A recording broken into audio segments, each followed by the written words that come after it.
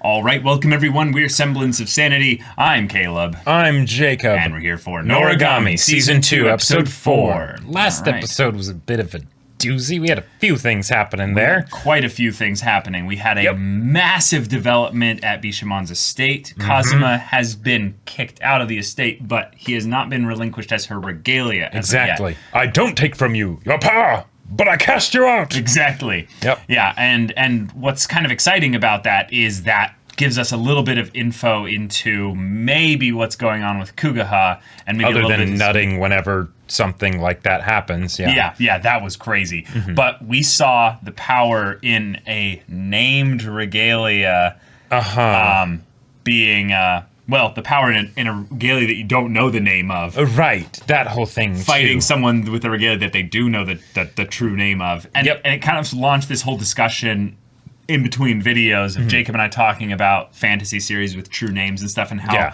old of a concept Very common that motif. is. But it's something that is rather cool in execution to see how different fantasy series and stories approach the whole dynamic. Yes, so especially in this case where they're given the name, right? Because it's that whole identity thing, and but connection as well. Right, but now Hiyori and Kazuma have been, I'm guessing, taken by Kugaha. Yeah. Yato doesn't know what happened, but if it's framed on Bishamon, we could see Warpath Yato, that I'm excited, but I'm also a bit terrified. So yeah. Yukine has lost someone. He is extremely distraught at this time. Yep. And this is a moment where both of them being in potentially compromised situations could lead to some drastic action being taken. However, I have optimism that some cooler heads will prevail. Yep. However, things are going really well for Kugaha here. Yeah. And thus that means that Nora will continue her opportunistic venturing towards her ex, Yato. I'm hoping that Kugaha ends up getting taken down by Nora specifically. Just like you were just a pawn, you've outlived your usefulness. That would be awesome. Maybe Yato doesn't take up Yukine and instead he takes up Nora. Like, who knows, right? Yeah, we'll see. But y'all, without further ado, let's get into this. All right, everyone, now be sure to go check out the reaction portion of the video in the description below, then come back here for the discussion.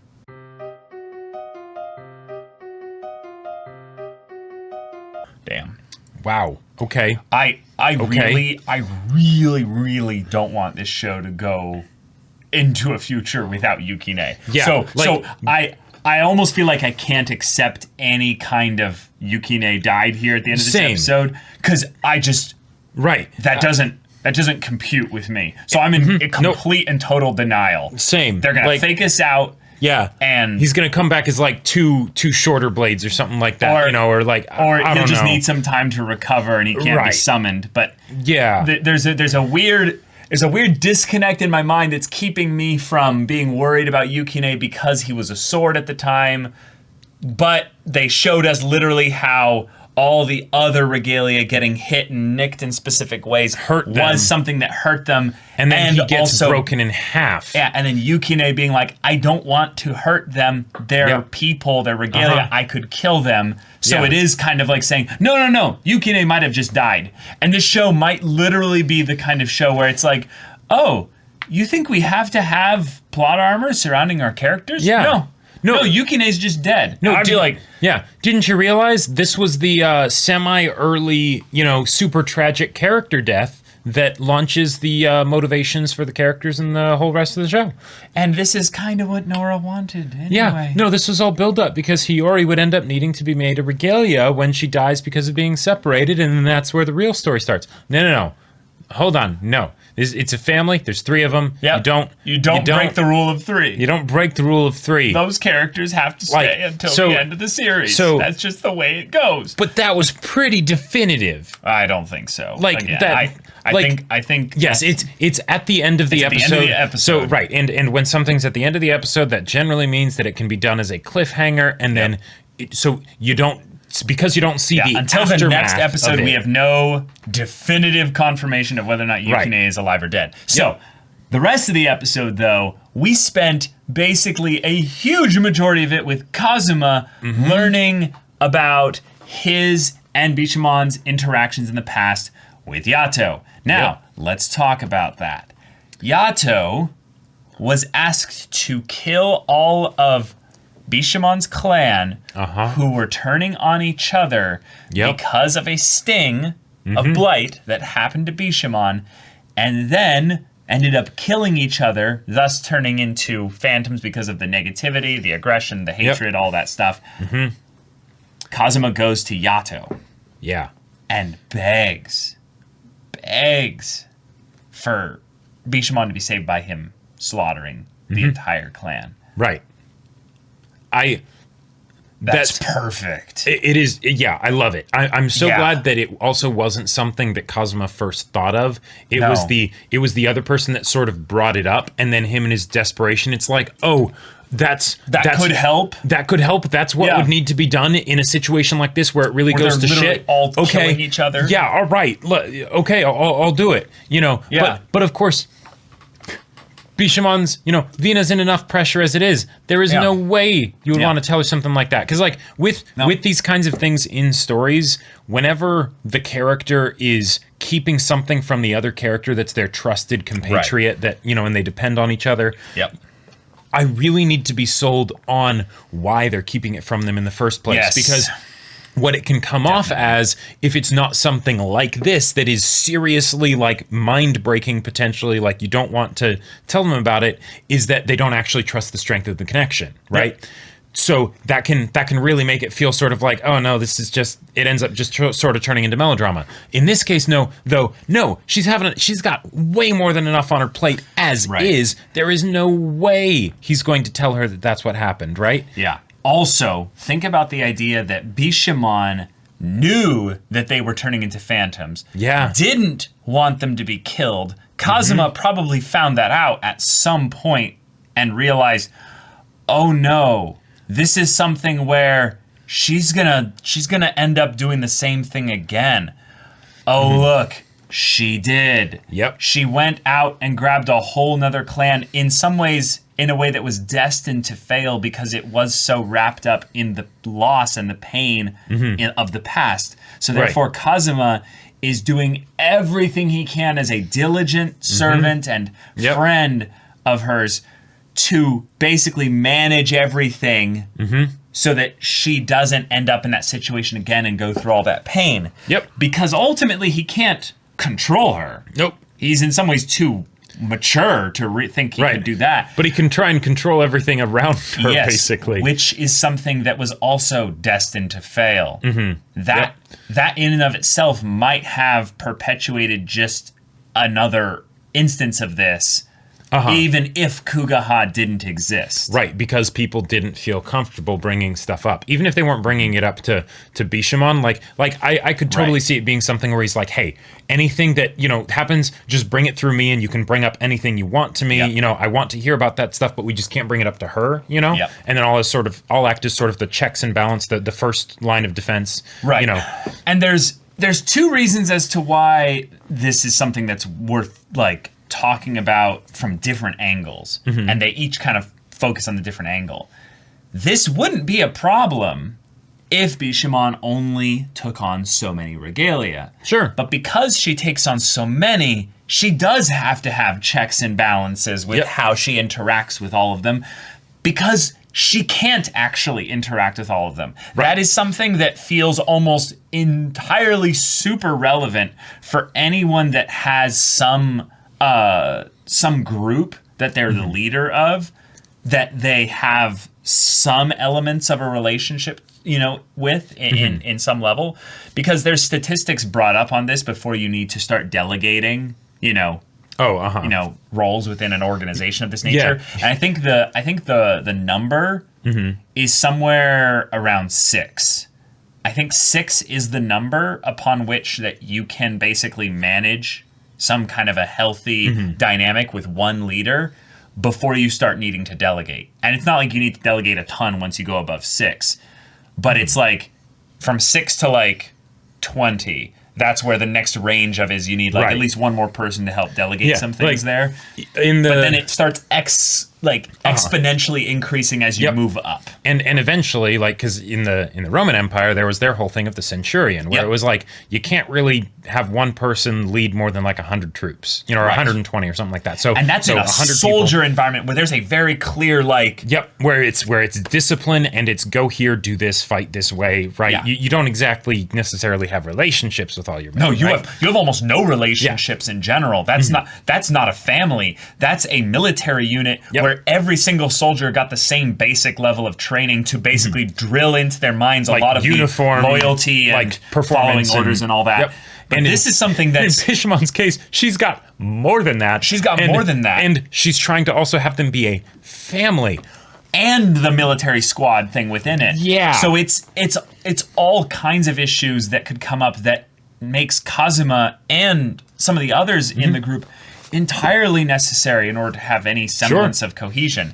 But that's why, Aiha, you need to say something, because that won't just be good for you, that will be good for everyone. Yeah, even if it's just to one of the other regalia. Sure. The issue with her, though, and this is the part that is the reason why this is something that does need to have some kind of round table type discussion thing with at least a good chunk of them that aren't in the delegated roles pretty often.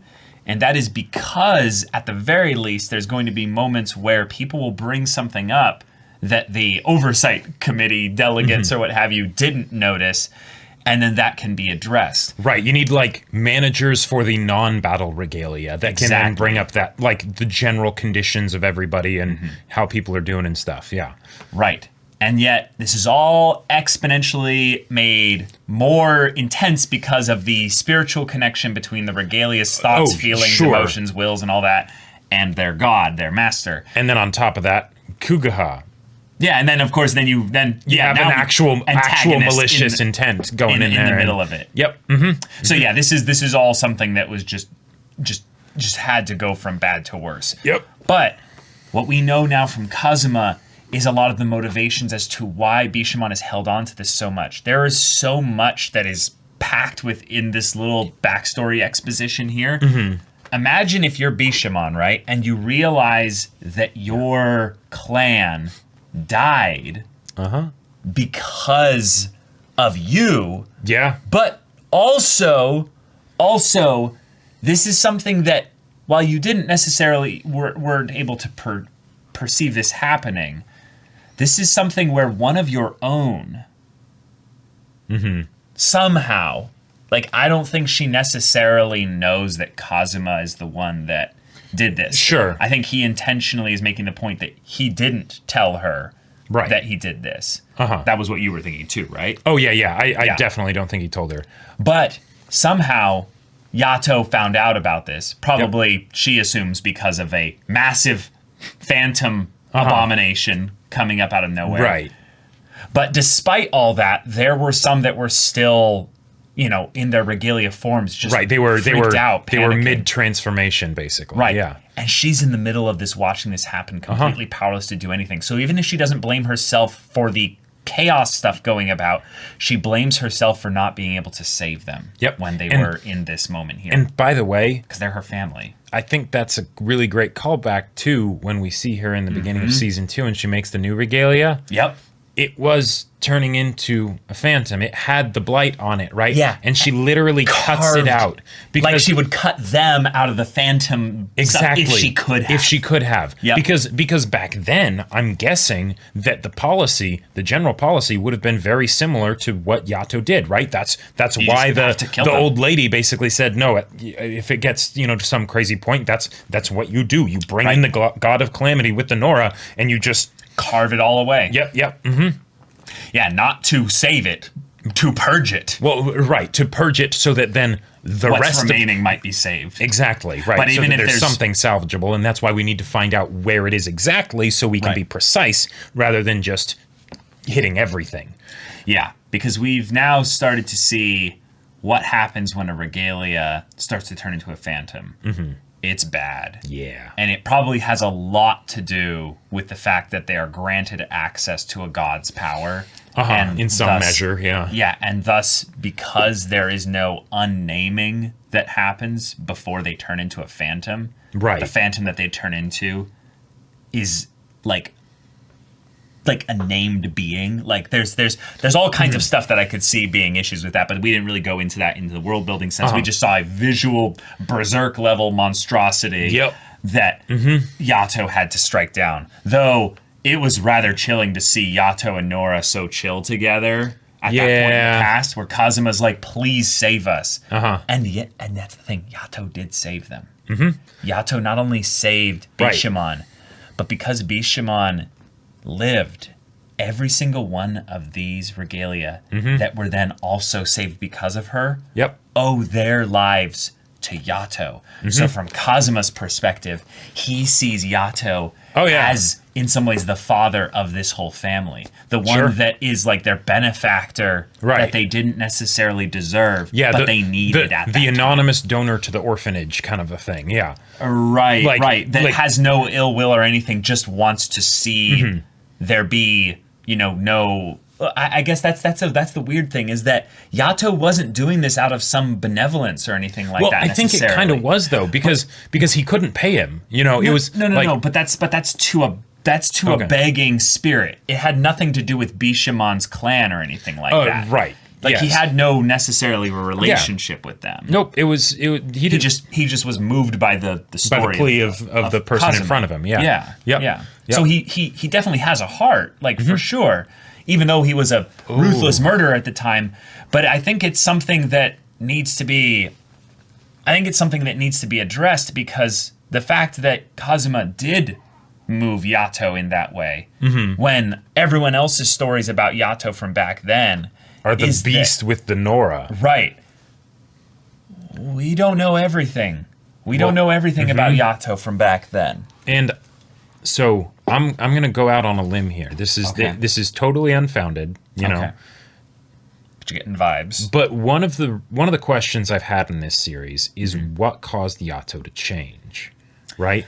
Sure. He was wielding Nora. Was it just because Nora was a bad influence on him and he was having a bad day, but because he's a god, it was more like a bad several hundred years or something? Is that kind of what it was? Or was it something else, right? Because the way he is right now is starkly different. When he looks at Nora, he's like, in the name of the Father, the Son, and the do not want, get out of here, right?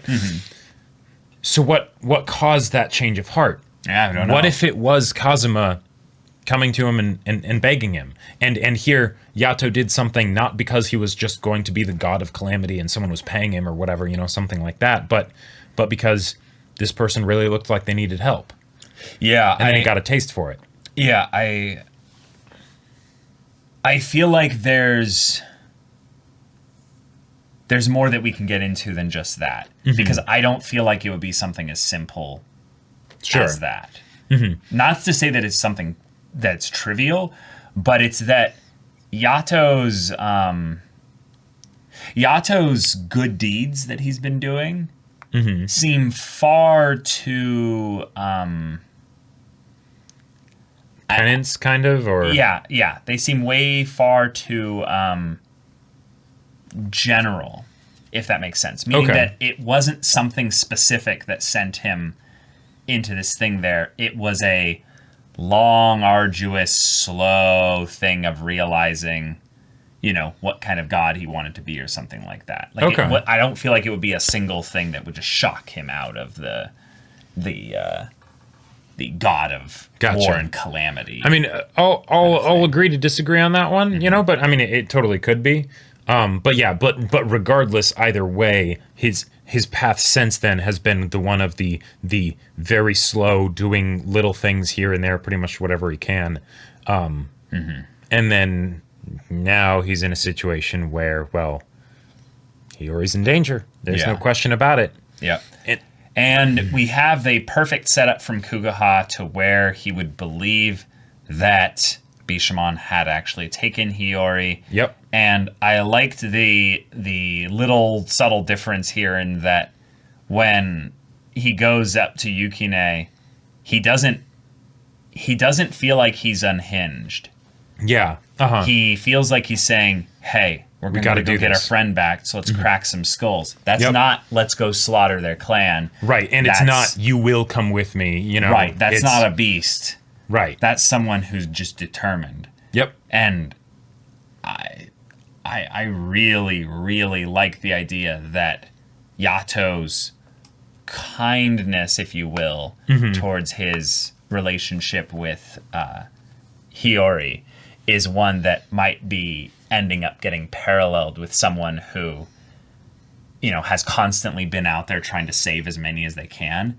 And yet for some reason, like Yato, you know, accidentally saving someone or kind of doing a little thing to save someone has now created this connection where his kindness can flourish and stuff. And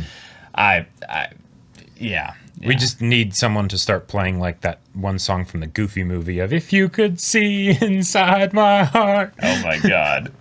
I wanted to bring up the idea that Kazuma acknowledges the idea that Yato could end up being forgotten, though, if Hiyori disappears. Which is a really cool mechanic for the, okay, regularly gods will get reincarnated, but because of Yato's precarious position, he is in actual danger when he fights. Like, not that the other gods aren't, right, but a different kind of danger, a more extreme kind. Yeah. Also, Kofuku with the wholesome, like, I'll bet on Bishamon. Yeah.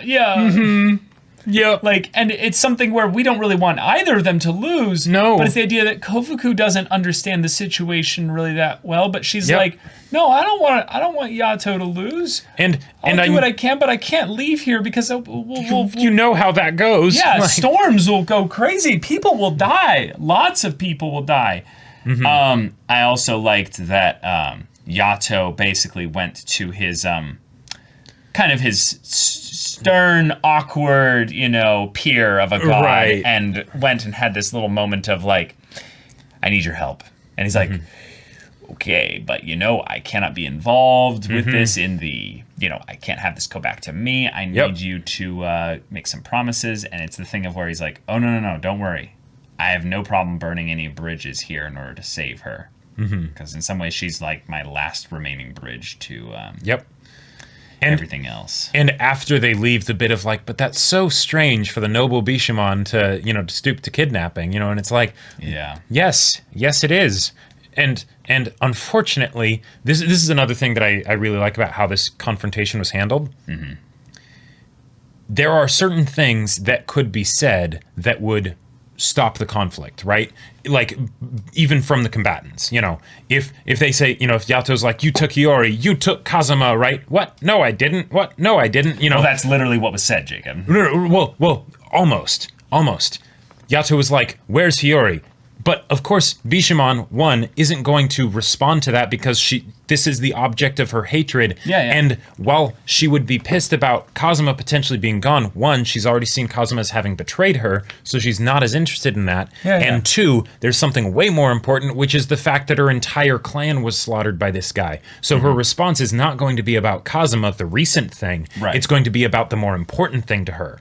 So exactly. There you go. Well, she also sees no necessary connection to Kazuma, right? And well, no, because she thought Yato took Kazuma. Oh, she did. That's right. That's right. And then she was like, well, whatever. It doesn't matter to me. You know, if he does that, I'll, you know, he can become a Nora for all I care. Yeah. And his little dutiful serving nail in her ear, and now he's been, you know, upgraded to the fancy little earring, but Bishamon ends up utilizing the fact that she has action economy and numbers, splits up some of her regalia to set up an Abolition CC move. Which is great. I love it. Getting Yato successfully. And maybe it's just me, but I actually want to go out on a limb here and say that this is probably one of the little points to show that Yato is looking to save Hiyori, not to kill them all, because the fact that he, you know, is, you know, holding back, if you will, in that respect, might be a thing. Right. Even though a lot of it was Yukine. Yes. Yeah. It is like, I like how Yato talked to Yukine. It wasn't that he's like, come on, you just have to do this. It was well, protect me then. like these people are trying to kill me, right? You want to save Hiyori, right? So Yato understands Yukine really well here and is able to reach him in the midst of this moment. And yet, Yukine, character development though, he's literally protecting Yato so that he can save Hiyori. So Yukine gives up potentially his life to save Hiyori here. And takes the hit from the freaking greatsword here. And he is cut in half. Now, it is in a shattered, spiritual kind of look of this here. Right. He doesn't necessarily have to have the same limitations to his form as a human would. He doesn't have to worry about blood loss or things like that. But that being said... there's a very real possibility that we just lost Yukine. Probably one of the the emotional cores of this show. Oh, definitely. The whole first season revolved around Yukine, and bringing him into the group and all of that. So it's not hit me yet because I don't believe it. I don't believe it either. I don't believe it either. Yeah. But what I'm more curious about is how, because I don't believe it, it's not the question of whether I think they will do something to make Yukine be okay, because I feel like they have to, but it's more of the question of how, because I don't see it. Yeah. But Iha, please, you can do this. I know you're listening. I know you're feeling conflicted. If this all goes to hell here, and we literally have Yato summon Nora, in the midst of this here, to win the fight, I'm going to lose my mind, because one of the things that I have meta knowledge, going into the show with is that Noragami, isn't finished. Season 3, could happen, but it's been years and years since the show came out, right? Right. So season 2 isn't going to end the series necessarily. So in my brain goes, cool. So I can kind of feel a little bit safe with these characters. Right, unless they're going for the tragic sort of early on character death that redefines the rest of the show. Or it's, hopefully Yukine is going to be okay. Yeah, it's just a thing of where the show doesn't build its story so much around characters lasting the entire way. It's more about the idea of loss and death and themes regarding how we deal with loss, death, relationships and stuff. Which, by the way, last little tidbit here, I find it just incredible that Kazuma, a character that they set up from the beginning to be this caught in the middle character here, and gives the whole contradictory statement of he saved you, he's our savior, and he's he's a demon, but he's also our savior, or whatever the line was. He's our enemy, but he's our enemy, but also our savior. And that all the explanations I came up with in my head were way worse than what we actually got in the backstory. Yep, this was fantastic. So as a character for Kazuma, he is one of my favorites. Rapidly going up to being one of my favorite characters. But also by extension, Bishamon as well. I know. So the fact that this show is these characters are so good. Watch, do we even need Yukine to make the story, oh my God, don't you say dare, that. Don't say that. Dare do that, show. And what I love about this, though, is that back when, I saw the OP for the first time and I see Bishamon, I'm thinking, okay, she's going to be sort of a side character. She's got a cool design, but she's probably not going to be that deep of a character. She's going to be sort of like the cool, badass fan service femme fatale. There you go. No. This is amazing. I love it. I love it. Yeah. But y'all, season 2 is just has no chill. So thank you so much for watching this episode's reaction and discussion. If you want to see the next episode's reaction and discussion right now, though, go check out the link in the description below for our Patreon. You can get on early access there. You can watch full-length timer reactions there, and all this comes with Discord access, so you can chat with us in the community there about this show, about anime in general. And you can also talk with you can also check out our Twitch channel. Right. That's right. Yeah, we stream from Monday through Friday at 3 p.m. Pacific time for each of those days. Mondays podcast, Tuesdays One Piece dramatic manga readings, Wednesdays and Fridays, you do gaming. I'm playing Hades right now. Yeah, that's right. He's playing Hades. And then Thursdays, I do gaming, which right now is Persona 4 Golden. Yeah, so if any of that interests you, we'll see you there. But until then, we're Semblance of Sanity. I'm Caleb. I'm Jacob. And we'll see you all next time.